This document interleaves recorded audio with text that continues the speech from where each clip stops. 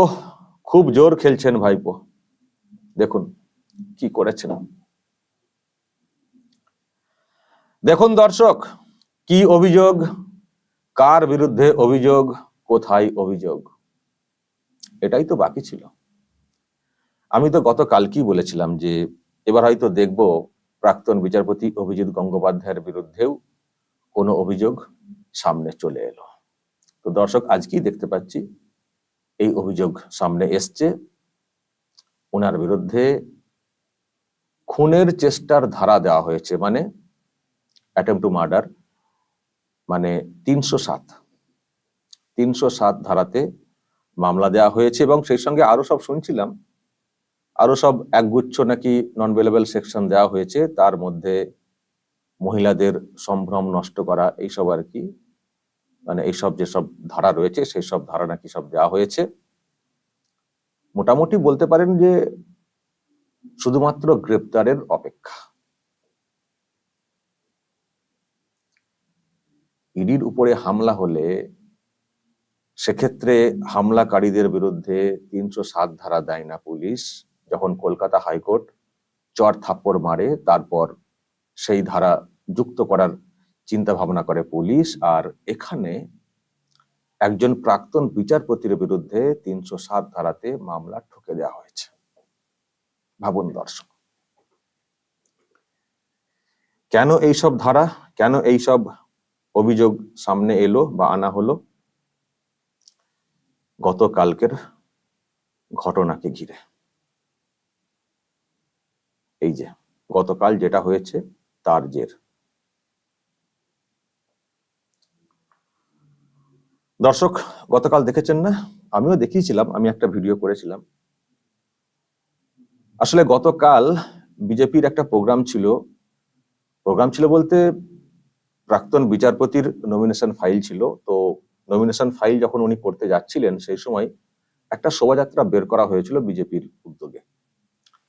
তো যখন শোভাযাত্রাটা যাচ্ছিল, ওই যেখানে ওই চাকরি হারা বলে যারা আর কি অবস্থানে বসে রয়েছেন, এবং যাদের বক্তব্য হচ্ছে যে আমাদের চাকরি খেয়ে নিয়েছেন এই প্রাক্তন বিচারপতি, এবং সেই সঙ্গে শুভেন্দু অধিকারীর বিরুদ্ধেও তারা তোপ দাগেন। তো তাদের ওই মঞ্চের পাশ দিয়ে যখন যাচ্ছিল মিছিলটা, তখন ওই মিছিলকে দেখে এই মঞ্চ থেকে চোর চোর, তারপরে প্রাক্তন বিচারপতির সম্পর্কে কটু কথা বলা, শুভেন্দুর নামে বলা, কি ওই যে স্লোগানটা দেয়, কি চোর চোর চোরটা শিশির বাবুর ছেলেটা, এরকম একটা কি দেয় না? তো যাই হোক, এরকম সব স্লোগান দেওয়া হচ্ছিল। একটা মিছিল যাচ্ছে তাদের প্রার্থীর নমিনেশন ফাইল হবে বলে, তো সেখানে তাদেরকে লক্ষ্য করে চোর চোর স্লোগান। কারা চোর চোর স্লোগান দিচ্ছে? যাদের বিরুদ্ধে অভিযোগ উঠেছে, যাদের বিরুদ্ধে বলতে ওই যে যারা চাকরি হারা হয়েছেন তাদের বিরুদ্ধে, তাদের তো অনেকের বিরুদ্ধে তো অভিযোগ রয়েছে যে চাকরি চুরি করে চাকরি করছিলেন। তো এরকমই চাকরি হারাদেরই একটা অংশ এখানে অবস্থানে বসে রয়েছেন, তারা ওই মিছিলকে দেখে চোর চোর স্লোগান দিচ্ছেন, যাদের একটা অংশের বিরুদ্ধে চাকরি চুরির অভিযোগ রয়েছে। তো যখন এই স্লোগানটা দেওয়া হচ্ছিল, তখন মিছিলে যারা ছিলেন, মহিলা পুরুষ, দেখুন তারা মঞ্চের দিকে ধেয়ে যাচ্ছিলেন যে এটা কি হচ্ছে, আমাদেরকে চোর বলা? আজকে তোমাদের এই চাকরি চুরির জন্যে, বা তোমাদের একটা অংশের চাকরি চুরির জন্য আজকে 26,000 পরিবার কার্যত পথে বসে গেছে, আমাদেরকে চোর বলা হচ্ছে? প্রাক্তন বিচারপতিকে উদ্দেশ্য করে এইভাবে কথা বলা হচ্ছে? হ্যাঁ, আর প্রাক্তন বিচারপতি, তিনি তো প্রাক্তন হয়ে গেছেন। বাতিলকে কে করেছেন? কোন বিচারপতি করেছেন, বা কোন বিচারপতির বেঞ্চ করেছে? তারা কি বিজেপির সঙ্গে যুক্ত? তারা তো এখনো অ্যাক্টিং বিচারপতি, তারা তো সব দিক বিবেচনা করে বাতিলটা করেছেন। তো আমাদেরকে দেখে চোর চোর বলা কেন? আমাদের প্রার্থীকে দেখে চোর চোর বলা কেন? আমাদের নেতাকে দেখে চোর চোর বলা কেন? আর চাকরি খেয়ে নিয়েছেন বলে আমাদের মানে প্রার্থীকে দেখে এইসব কথা বলা কেন? ফলে তারাও ধেয়ে গিয়েছিলেন, যেহেতু তাদেরকে উত্তক্ত করা হয়েছে, মানে চোর চোর বলে। তারা যাচ্ছিলেন মিছিল করে নমিনেশন ফাইল করার জন্য, তাদেরকে দেখে এই মঞ্চ থেকে ওই রকম চিৎকার। আমি তো গতকাল কি বলেছিলাম যে এরা কারা, এই মঞ্চে কারা বসে রয়েছেন, যারা প্রাক্তন বিচারপতিকে দোষারোপ করছেন, যারা শুভেন্দু অধিকারীকে দোষারোপ করছেন, যারা সরকারের পক্ষে কথা বলছেন। আর আর কলকাতাতে যে মুভমেন্টটা হচ্ছে চাকরি হারাদের, সেখানে তো সরকারের বিরুদ্ধে আওয়াজ উঠেছে যে সরকারের গাফিলতির জন্য বা সরকারি যে ডিপার্টমেন্ট এসএসসি তাদের গাফিলতির জন্য বা তাদের অন্য কোনো উদ্দেশ্য পূরণের জন্য আজকে আমরা পথে বসে রয়েছি। তাদের মুভমেন্ট হচ্ছে সরকারের বিরুদ্ধে, আর এখানে মুভমেন্ট হচ্ছে সরকার বা শাসকের পক্ষে, আর প্রাক্তন বিচারপতির বিরুদ্ধে, পুরো উল্টো। তাহলে এরা কারা? এরা কি সত্যি আসল যোগ্য চাকরিহারা নাকি অযোগ্য, যাদের জন্য যোগ্যদের চাকরি চলে গেছে? আমি দর্শক গতকালকে বলেছিলাম, এ তো পরিষ্কার যেন চিনতে পেরে যাচ্ছি যে এরা কারা। নিজেরাই কার্যত নিজেদেরকে চিনিয়ে দিচ্ছেন যে আমরা অযোগ্য, আমরা চাকরি চোর। আমি এটা নিয়ে গতকালকে বলেছিলাম। তো যাই হোক, তো যখন ওখান থেকে আওয়াজ আসছিল তখন এনারা সব গেলেন, একটু তেড়ে গেলেন। তেড়ে গিয়ে কি করেছেন? জুতো দেখিয়েছেন, জুতো। এই যে দেখছেন, মহিলারা পায়ের জুতোগুলো খুলে জুতো দেখেছেন। এই যে আমার অজান্তা, কেউ বলেছেন এই যে আমার সিলেদার্স, কেউ বলেছেন এই যে আমার বাটা, সব জুতো এরকম মাপ দেখিয়েছেন। লজ্জা লাগা উচিত। আমি গতকালকেই বলেছি, চাকরিচ্যুত হয়েছেন চাকরি চুরির অভিযোগে। আপনাদের মতো মানে এই চাকরি চোরের জন্য আজকে এত মানুষ পথে বসে আবার বড় বড় কথা, রাস্তাতে বসে আবার বড় বড় কথা, যে বিচারের মাধ্যমে চাকরি চোর আর যোগ্য চাকরিদের বাছাই পর্ব চলছে, সেই বিচার ব্যবস্থার বিরুদ্ধে, বিচারপতিদের বিরুদ্ধে আবার বড় বড় কথা। লজ্জা লাগে না? যাই হোক, কালকে জুতো দেখেছেন, তাতেও অন্তত খানিকটা লজ্জা হওয়া উচিত, কিন্তু লজ্জা না থাকলে আর কাদের লজ্জা হবে? তো এটা হয়েছে গতকালকে। এটা নাকি বিরাট ষড়যন্ত্র করে এইসব করে খুন করার চেষ্টা হয়েছিল বলে অভিযোগটা আনা হয়েছে, এবং মহিলাদের সম্ভ্রম নষ্ট করা হয়েছে ইত্যাদি করে টোরে এইগুলোকে নিয়ে থানাতে অভিযোগ দায়ের করা হয়েছে প্রাক্তন বিচারপতির বিরুদ্ধে। এবার বুঝুন দর্শক, মঞ্চ থেকে এদেরকে ডিস্টার্ব করা হলো। ওনারা মিছিল করে যাচ্ছিলেন, মানে বিজেপির যারা, ওদিকে দেখে চোর, শিশিরবাবুর ছেলেটা চোর চোর চোরটা বলে এবং প্রার্থীকে উদ্দেশ্য করে কটু কথা, ওখান থেকে উত্তক্ত করা হলো, ওখান থেকে কটু কথা বলা হলো। ইনারা গেলেন প্রতিবাদ করতে যে কেন এরকম কথা বলা হচ্ছে।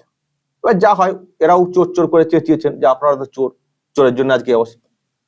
তো এরকম একটা হয়েছে, একটা হয়ে তর্ক বিতর্ক হয়ে ওই মঞ্চের দিকে ধাওয়া করার একটা চেষ্টা হয়েছিল। পুলিশ একেবারে বুক চিতিয়ে বাঁচিয়েছে মঞ্চকে।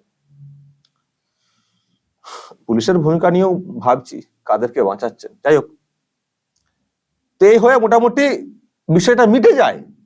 এখন সেই তার জের নাকি অভিযোগটা আনা হয়েছে আদালতে, খুনের চেষ্টা, মহিলাদের সম্ভ্রম নষ্ট করা, এবং সেখানে এই প্রাক্তন বিচারপতির বিরুদ্ধে মামলা ঠুকে দেওয়া হয়েছে। চলো এবার, ভালো করেছেন, যা করেছেন খুব ভালো করেছেন, যারা করেছেন খুব ভালো করেছেন। মানুষ কিন্তু সব বুঝতে পারছেন। আর এইসব দেখে শুনে সন্দেশখালির যেটা নিয়ে এখন আপনারা আওয়াজ তুলছেন, সেটাও পরিষ্কার হয়ে যাচ্ছে যে আপনারা অ্যাকচুয়ালি কি করছেন। পর পর খুব জোর খেলছেন, খেলা হবে বলেছেন, কিন্তু খুব জোর খেলছেন, খুব তাড়াতাড়ি খেলছেন। এত তাড়াতাড়ি খেলছেন, মানুষের চোখের সামনে পরিষ্কার হয়ে যাচ্ছে এই খেলার আসল উদ্দেশ্য কি, সব পরিষ্কার হয়ে যাচ্ছে। এই বেশি খেলতে গেলে না আসল চরিত্র ধরা পড়ে যায়। বেশি বাড়তে গেলে ঝড়ে যেমন পড়ে যেতে হয়, আর বেশি খেলতে গেলেও এইরকম, লাস্টে দেখবেন ফাউল খেয়ে মাঠের বাইরে চলে গেছে। অনেক ভুলভাল খেলা হয়ে যাচ্ছে, তাড়াতাড়ি করে গোল দিতে গিয়ে অনেক ভুলভাল খেলা হয়ে যাচ্ছে। আচ্ছা দর্শক, এই যে এই কাণ্ডের জেরে যে অভিযোগটা আনা হয়েছে প্রাক্তন বিচারপতির বিরুদ্ধে, আপনারা একজনও মানতে পারবেন যে হ্যাঁ প্রাক্তন বিচারপতি খুনের চেষ্টা করেছেন? মানতে পারবেন একজনও? এটাকে বিশ্বাস হবে আপনাদের? দর্শক, আমি গতকালকেও বলেছি যে এখানেই শেষ নয়, আর অনেকের নামে দেখবেন অভিযোগ সামনে আনা হচ্ছে।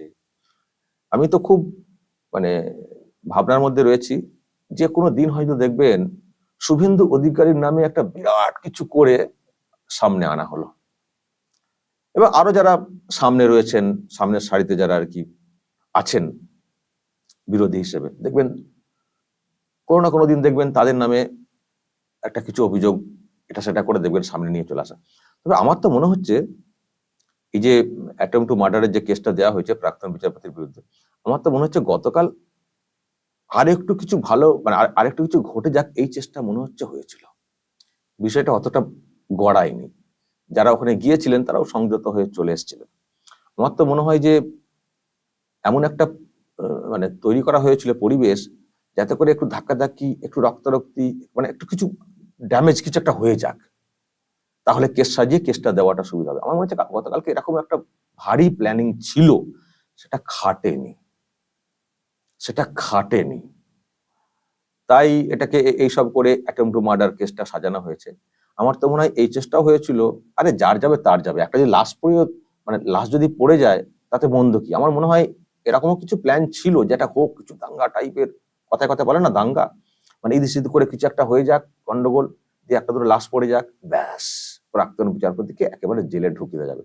আমার মনে হচ্ছে এরকম কোনো প্ল্যানিং ছিল প্রাক্তন বিচারপতিকে উদ্দেশ্য করে নমিনেশনের দিনে।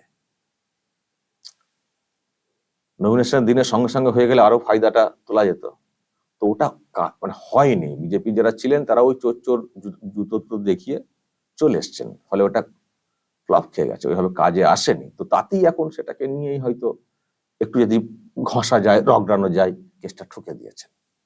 তো যখন এটা ততটা ইফেক্টিভ হলো না, তবে নন বেলেবল সেকশন যেভাবে দেওয়া হয়েছে, জানি না গ্রেপ্তারের চেষ্টা হবে কিনা। তো আমার মনে হয় এর পরেও, যখন নমিনেশনটাকে আটকানো গেল না, এর পরেও মনে হচ্ছে কিছু একটা প্ল্যানিং হবে এই প্রাক্তন বিচারপতির বিরুদ্ধে। নাহলে ভাবুন না, একটা মিছিল যাচ্ছে, তো ওদের তো যা অবস্থান আছে, আমাদের চাকরি চাই, আমাদের চাকরি কেন খেয়ে নিয়েছেন প্রাক্তন বিচারপতি, তো ওই সময় বলতে হবে কেন? থাকতে পারতেন, যেমন অবস্থান করছেন, অনশন করছেন না কি করছেন, থাকতে পারতেন, মিছিলটা পাস করে গেল, আপনারা যা মুভমেন্ট করার করতেন। একটা মিনিমাম সৌজন্য তো থাকে, একটা শান্তির শৃঙ্খলা বজায় রাখার যে মানসিকতা, সেটাও তো রাখার কথা। শাসকের সমর্থন করছেন আর আপনারাই অশান্তি পাকাচ্ছেন, গন্ডগোলের একটা পরিবেশ তৈরি করছেন। তার মানে কি? তার মানে প্ল্যানিং ছিল, প্ল্যানিং ছিল যে বড় কিছু ঘটে যাক, ওরা অনেক লোক সংখ্যায় থাকবেন আর আমরা আছি এখানে, একটা বড় কিছু ঘটে যাক। পুলিশকে রেডি রেডি রাখা ছিল, যে বেশি বাড়াবাড়ি, মানে সেটা একটা একটা লিমিট পর্যন্ত হয়তো যাতে করা যায় আর কি। তো সেরকম হয়নি, সেরকম হয়নি। তো হয়নি তো কি হয়েছে, যেটুকু হয়েছে সেটুকুই যদি একটু কাজে লাগানো যায়, হয়তো সেই চেষ্টাতেই, আমার ধারণা দর্শক, সেই চেষ্টাতেই হয়তো এই অ্যাটেম্পট টু মার্ডার, খুনের চেষ্টার ধারা দিয়ে মামলা ঠুকে দেওয়া হয়েছে প্রাক্তন বিচারপতির বিরুদ্ধে। ফলে দর্শক বুঝুন কি অবস্থা চলছে আমাদের রাজ্যে। সাবধান থাকবেন সবাই। প্রতিবাদ হয়তো আপনারা করছেন, আমরাও প্রতিবাদ করছি, জানি না আমাদেরই বা ভাগ্যে কি আছে। তা বলে কি চুপ করে বসে যাব? না, সেটাও না। তা বলে কি আপনারা চুপ করে বসে যাবেন? না, সেটাও না। প্রতিবাদ করবেন, সংযত থাকবেন, উস্কানিতে পা দেবেন না, চোখ কান খোলা রেখে হাঁটবেন, চলবেন। আর যা হচ্ছে অবশ্যই তার প্রতিবাদ করবেন। প্রতিবাদের অনেক সিস্টেম আছে, অনেক মাধ্যম রয়েছে, যেখানে আপনি সহজে করতে পারবেন সেখানে করবেন। প্রতিবাদ করতে হবে, গর্জাতে হবে, নাহলে একে রোখা যাবে না। আপনারা কি চান? দেশের থেকে আলাদাভাবে থাকা? এদের এদের তো যা মন মানসিকতা, আমরা করছি, আমার দিদি করছে, কেন্দ্রের দরকার নেই। কেন কেন্দ্রের দরকার নেই? কেন্দ্রটা কোথাকার? আমাদের দেশের তো। তার মানে কি বলতে চাইছেন?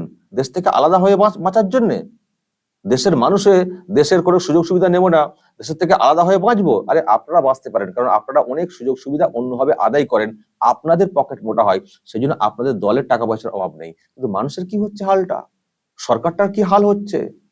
আপনারা আপনাদের স্বার্থে জেদ বাজাই করছেন, চোর ধরা হচ্ছে বলে আলাদা করে নিজেদের গাজোয়ারি করে পাবলিককে রাস্তায় নামিয়ে নিজেদেরকে বাঁচানোর চেষ্টা করছেন। কিন্তু মানুষের কি হচ্ছে, বাংলার মানুষের কি অবস্থা, সরকারটার কি অবস্থা? দেশে থাকবো, দেশ থেকে বিচ্ছিন্ন হয়ে থাকবো, দিদি করবেন কেন? কেন্দ্রের কোনো সুযোগ সুবিধা আমরা নেব না, এটা কোনো কথা হলো?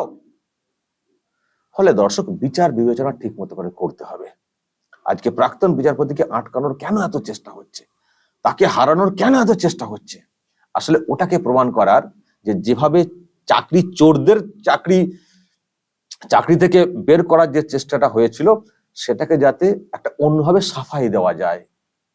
দেখছেন তো, মানুষ ওনাকে হারিয়ে দিলেন, মানুষ এটাকে মেনে নেননি, উনি তার মানে ঠিক বিচার করেননি বলে, এই আর কি, নিজেদের দোষগুলোকে বা ওই চোরেদের চাকরিগুলোকে যাতে বাঁচানো যায়, মানে এই চেষ্টাতেই এই সব চলছে। এগুলো বুঝতে হবে, এগুলো বুঝতে হবে যে কোত্থেকে কি প্ল্যানিং চলছে। শুধু কি ভাইপো একাই বোঝেন আর তিনি একাই বুঝবেন? বাংলার মানুষ কি কিছু বুঝতে পারেন না, বুঝবেন না? যা চলছে এইভাবেই চলতে হবে, ওইভাবেই চলতে দিতে হবে। দর্শক বলুন, যে অভিযোগ সামনে আনা হয়েছে, যদি এই নিয়ে আপনাদের কিছু বলার থাকে অবশ্যই বলবেন, কমেন্ট বক্সে নজর রাখবেন আরামবাগ টিভি।